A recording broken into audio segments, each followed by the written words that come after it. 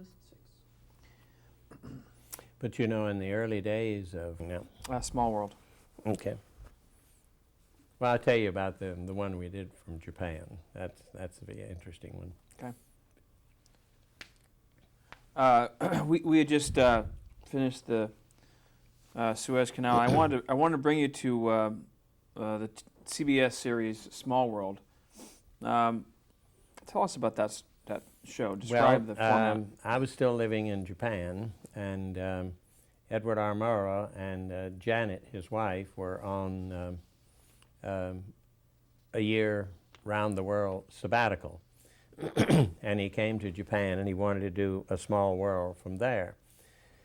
And the participants were an English-speaking Japanese author by the name of Yukio Mishima. And then the Chinese author Han Suyin, who was in Hong Kong, and Tennessee Ernie Ford was in Key West. And of course, telephone in those days, this is very much so before satellites, and your telephone across the Atlantic and your telephone across the Pacific were submerged cables. So the prime operation was wherever Murrow be. So we had Yukio Mishima and Murrow in Tokyo, and Han Suyin in Hong Kong, and Tennessee Ernie Ford in Key West. So we started trying to get clear telephone lines, which was not an easy task at all. Now, the telephone lines were for what purpose? For transmitting the sound.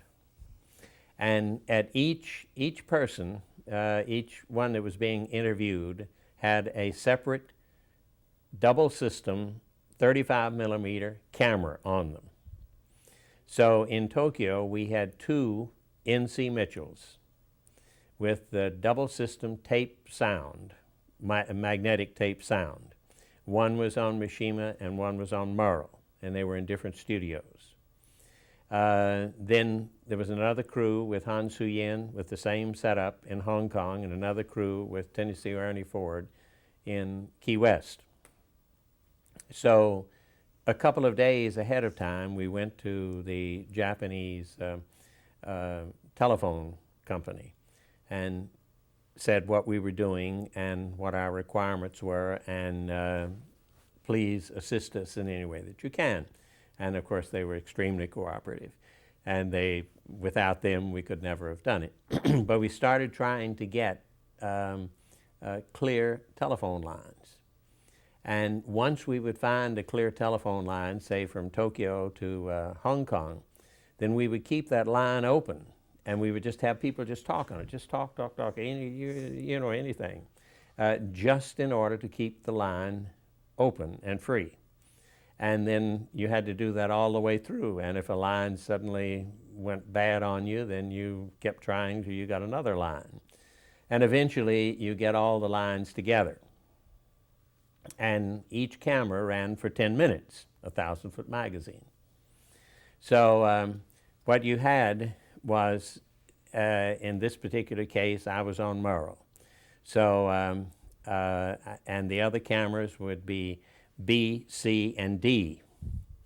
And B would say, we're loaded and ready. C would say they're loaded and ready. D would say they're loaded and ready. This is all over the telephone lines now. And when we were all loaded and ready and everybody was ready, then I would say, roll them. And of course, your cameras had to get up to speed. The film had to move and up to speed and so forth. So A speed, B speed, C speed, D speed, and then Murrow would start. And then you would go through this for whatever was left of 10 minutes of film. So it was, I just want to clarify here, it was the format of the show was Murrow having a conversation with all these people at the same time. That's correct. And was it a show that was broadcast? Oh, yes. Live? Well, it wasn't broadcast live. But they took all the film back And then they had all, in this case, 4 cameras and 4 soundtracks, and then they edited it from there. So it was really a conversation which included everyone. That's correct. And in the studio where you were at with Murrow, the feed would come in over speakers? No, it would come in to me with a headphone, the same as it would come in to our sound man with a headphone, and Murrow with a headphone. So Murrow would be listening, asking a question, and then responding to whoever he wanted That's to right. talk to. So when all that footage was brought back, then It was edited. edited, and you would literally see Murrow ask the question and cut to whoever he asked. Yeah, however they edited it, right. Wow. But the telephone system was today the satellite system. Right. And was this the first time that you know of that was an intercontinental kind of show? I think so, but to best of my knowledge, yes. And this was, as I have it here, 1958. That would be about right, yeah. And that show was on for about 2 years, I think, 58 to 60, there or somewhere around there. Could be. I don't. Your notes are better than my memory. Was feedback a problem? Oh, terrible problem. As a matter of fact, we were ready to roll, and suddenly Key West was getting a feedback, and we started frantically hunting for the feedback. It could be any place. And I remember in this situation that there was a short in Yukio Mishima's headphones, and it was feeding all the way from Tokyo to Key West. And so we changed his headphones. And the way we found it, we just kept going around unplugging things, you know. And we found it, and we gave him new headphones, and everything was fine. Was Murrow comfortable in this kind of format, this kind of show? I think as comfortable as he ever was, yeah. He was very much so in control of himself and others. What other examples of shows did you shoot for this? And what other examples of individuals did he interview? Recall? You ought to ask Hewitt that. He was more involved with, all of the things. You see, I was in the Orient at that time. Right. And I only participated when, geographically, that was my... Now, was Fred Friendly producing at this point, this show? Do you know? I think so. He was not in... I think so, but I'm not the one to answer. So, but he wasn't there. Oh, no, he was not there. So just it was only Ed. Got it. Mm-hmm. Now, well, let's talk about Indonesia. Your coverage of Indonesia, specifically traveling. Which time? Well, exactly. You've done so much. It's hard in this interview, in any interview, to condense it. So, but specifically, you're traveling with Premier Khrushchev and Sukarno. I mean, okay. What kind of coverage? What kind of story was that for you to cover? Well, it was like a presidential trip. Excuse me. It was like a presidential trip. They went to several different locales, and they saw the sights. They made photo opportunities for their own coverage, and they did have talks, which we were not privileged to witness. They did hold a press conference, both of them, but it was, according to my recollection, it was kind of worthless. It was, nice guy here and a nice guy there. There was one little amusing thing, if you'd like the antidote. I think we were in Bandung, I believe it was, And we had been in the trip for several days, and you can only eat so much pseudo-Western food prepared by chefs that have never been trained in Western-type food. And of course, we were staying in hotels, and they've tried to serve Western-type food. So you're much better off in a lot of situations eating the native food. But we had been subjecting ourselves, we being Peter Kalischer and myself, he was the correspondent, and we both were familiar in Indonesia, having been there several times prior for various reasons. And we decided we would go to a satay restaurant that evening. So we asked the concierge where the best satay restaurant be, and he gave us directions. So we went there, and we had been assured that someone there would speak English, because neither one of us had any command of Indonesian dialect. So we arrive in the place, and we sit down, and we were the only foreigners or non-Indonesians in the place, and we could see the waitresses. They were kind of around the counter, and as happens with many Orientals, they're very shy about this and that. And they'd push one waitress out saying, you go wait on them. You could know what the conversation was. You go wait on them, and she would say, no, no, and she'd dash back, and they'd shove someone else. Finally, one waitress was bold enough to come out, and there was no English spoken. So Peter, being a very ingenious chap, he finally got the word satay over, and they understood the word satay. Well, how do we order the different varieties of satay? So Peter says, moo satay and ba satay. And of course, this broke the place up, And we had a marvelous meal and a great time. And, it turned into kind of an impromptu, nonverbal party. Were there, brings up a point, were there times trying to cover a story where language became a problem? Oh, it can be, very muchly so. Very muchly so. And one of the biggest problems is if you do not have a command of the language and you hire someone, what is their slant on what you're asking? And are you getting the proper interpretation? Are you being misled?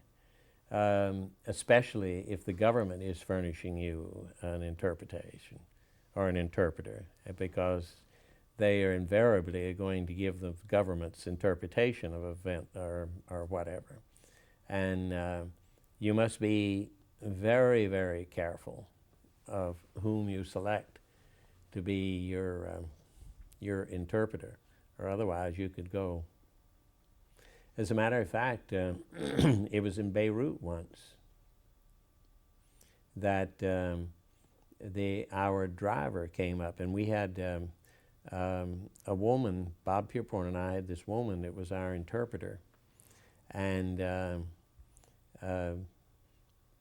the driver came up and punched us over. He says, what she's telling you is not the way it is. He set us straight. So we had to change interpreters. That's I would assume pretty much a challenge going to new Oh, it regions, finding out who you can trust. That's exactly right. And if you are familiar in the region and you go to the region, then you soon begin to build up sources, and it helps you a great deal. You mentioned about Peter Kalischer. At what point did CBS start to send correspondence on a story? I mean, where you would start to work closely with a correspondent to do a story? Well, that really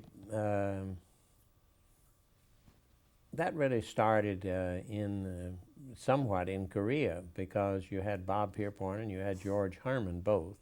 And if it was that type of story, if we were just going up and covering action and so forth, and that was, but if you had something that you could interview, someone you could interview, or such as that, then you had a correspondent that assisted you. And of course, this developed more and more and more. And then, of course, you had the thing that developed into stand-uppers, you know, where the correspondent stands up in front of the camera and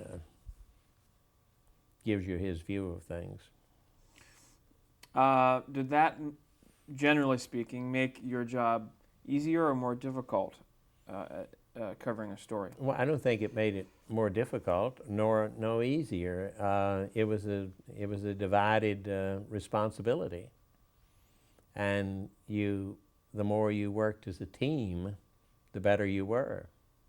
I mean, for example, you go in on a story and the correspondent makes a contact with the government or with a company or something like that, and they're in, you know, interviewing off camera. You know, they're collecting material, and you're out doing whatever the pictorial side is, and then you tell each other which way, what you've learned, and then it's a team, and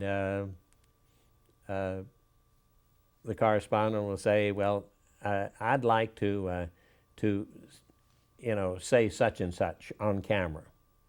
Well, then what is it you're going to say? Well, it's this. Well, why don't we go and use this background, or why don't you walk down here while you're doing it? If it's a successful and productive team, then it is a team. And you have individual but yet joint responsibilities. Let's talk about India, about covering India. Tell me about that experience. Which one? Well, in 1959, covering the Dalai Lama. Oh. Which one?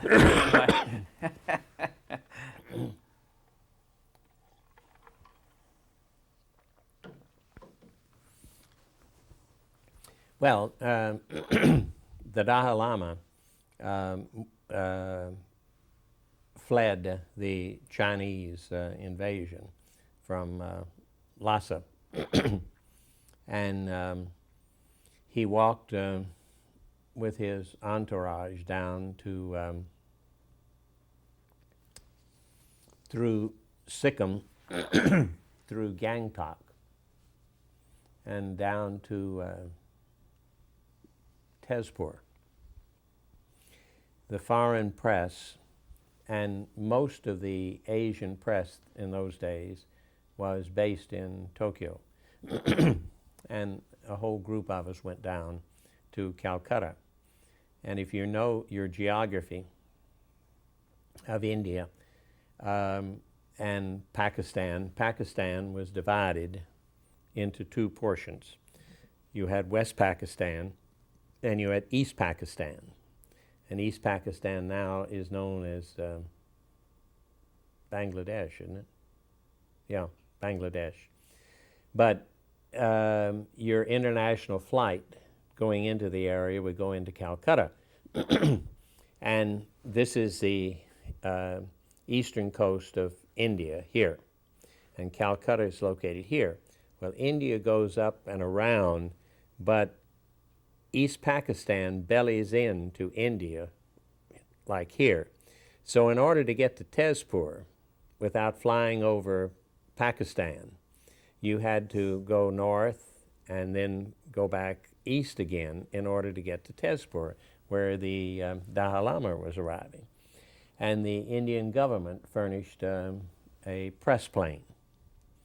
Well, unbeknownst and secretively, unbeknownst to us and secretively, Ernie Holbright, who was the United Press bureau chief in Tokyo and a very enterprising journalist, he chartered a DC-3, an Indian DC-3, and he put in the toilet, he put a makeshift darkroom to develop the negatives.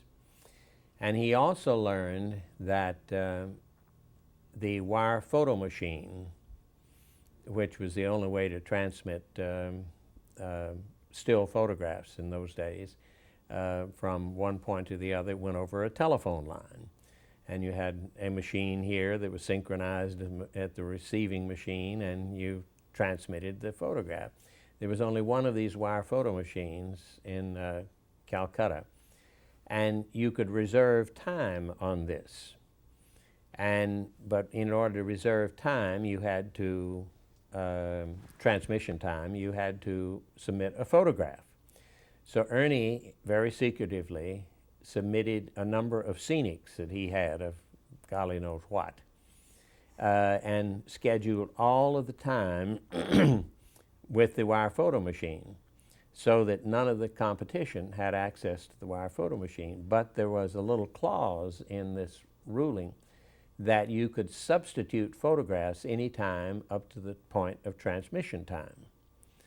So Ernie's deal was he was going to fly up on the press plane as if he was just one of the boys.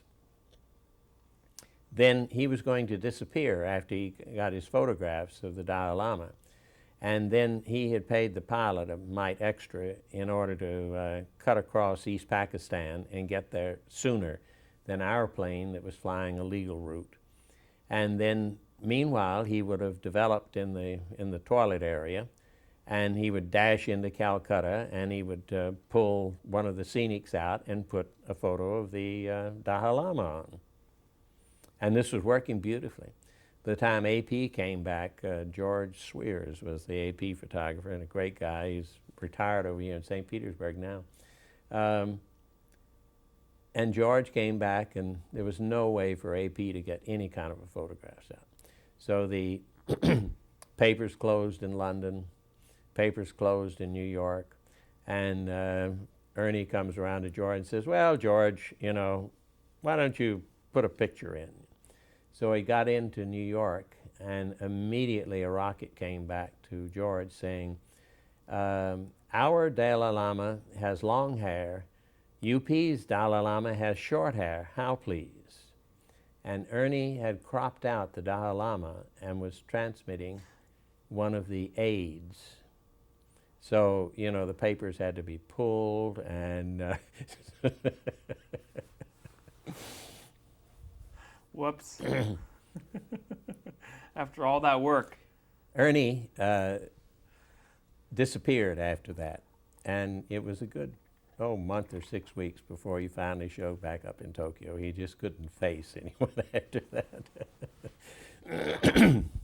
Well, talk about your specific coverage. Did you interview Dalai Lama? What kind of kind of shots did you get? You know, we had them walking down, and I had gone up the previous day and gotten part of the path, which is really an unimproved road from Gangtok down to Tezpur.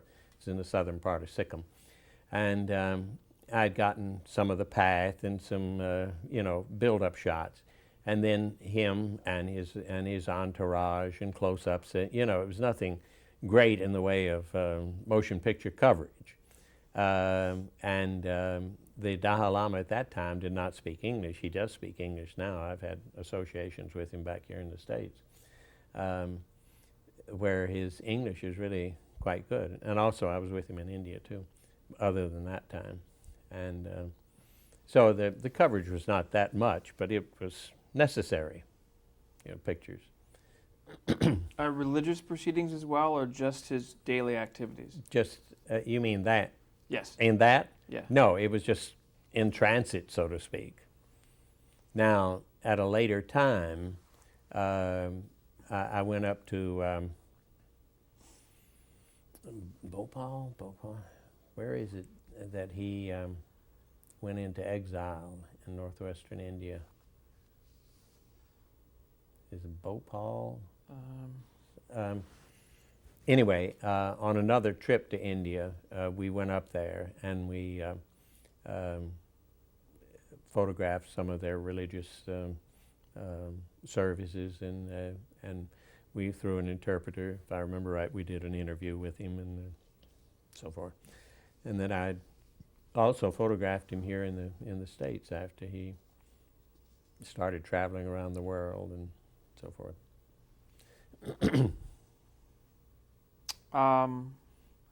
Also, around this time, you covered the H-bomb explosion. Tell us about that coverage.